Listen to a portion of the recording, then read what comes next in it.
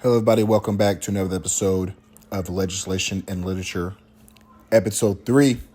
In 3 minutes or less, Bill 287G. What this bill is, in short, is ICE allowing sheriffs and counties, specifically in the United States, to opt into a program that gives a certain amount of training with a certain amount of academia. That does not equate to the processes or education that actual federal agents get, but it is facilitating a way for sheriffs and county individuals to act upon as a federal immigration officer. Now, what does this mean and how does this act out? Once a county accepts the program or allows it to be on their I guess you could say, agenda, they get training, and this allows them to, when detaining an individual, process them. This also gives individuals, sheriffs and counties, the ability to detain under the suspicion. Yes, the suspicion of being a immigrant. Now, we've seen in literature and through legislation that suspicion is not a crime, and that officers have to have ARS, articulable reason of suspicion, or probable cause to be able to detain, arrest somebody, or put them behind jail for allegations, allegedly, right? Because innocent until proven guilty.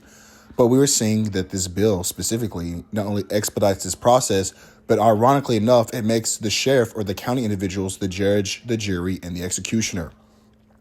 We've already had a very famous situation where an officer, Lindsay, wrongfully detained a woman, Jimena Arias Cristobal, and ended up not only losing his job, but she was free. So not only do we have proof in the county of Whitfield, but in the city of Dalton, that this is not adequate training, but this is failing in itself. We've always seen two individuals as well on the national level, Alex Preddy and Renee Good, be unalived by ICE officials, showing that if you have the training or not, that big federal governments should not be stepping into small state governments to act upon their federal ruling. Another issue we are seeing is that what this does, in short, is allow sheriffs to act as federal agents without the actual adequate training and or being elected as an ICE agent.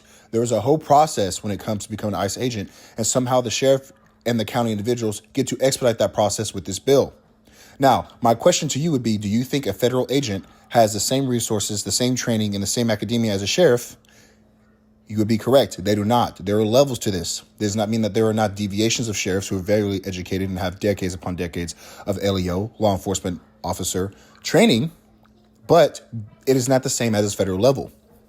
I think, and simply, the shortest way to say this is Dalton being a 60% plus Latino, Hispanic, culturally dense community, we have no right as a county or a city to be in this bill. This is an extremely prejudiced bill, and we've seen counties pull out of this because of the destruction it has caused in the community from wrongful detainments, harassment, now death, and the persecution of people who are not European or Caucasian appearing.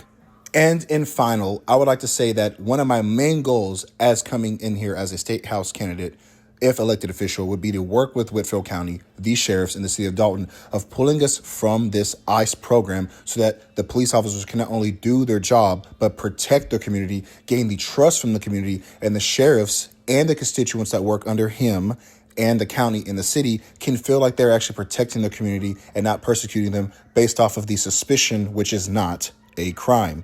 And then last, I'm going to leave this on the note for you guys. Please understand that the immigration status of an individual, if it's proven to be illegal, is a civil infraction, not a felony, and civil infractions are like parking tickets. That is the level we are divulging to apparently detain somebody for the suspicion of being an immigrant, a civil infraction.